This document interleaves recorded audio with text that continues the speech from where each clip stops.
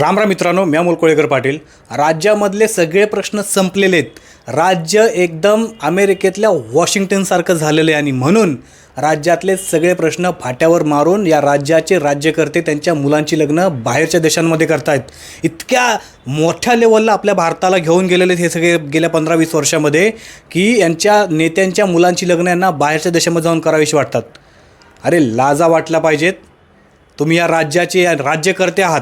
तुमच्या मुलांची बाहेरच्या देशांमध्ये जाऊन लग्न करताय. तुम्ही काय आदर्श ठेवता या महाराष्ट्रासमोर, या देशासमोर?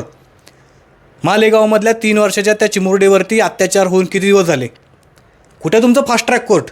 काय झालं त्या आरोपीचं? एकच ती चिमुरडी मुलगी या मालेगावातली घडलेली नाही आहे. रोज अशा चिमुरड्या मुलींचा बळी जातोय, प्राण जात आहेत. आणि या सगळ्यांचे मुर्द्यांचं वरचं लोणी खायचं काम ह्या राज्यातलं सरकार करते.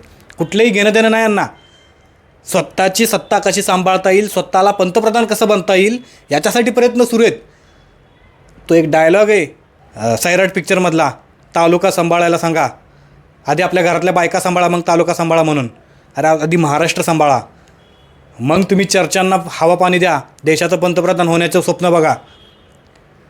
अजून आपण अंड्यातनं बाहेर पडलो आहे.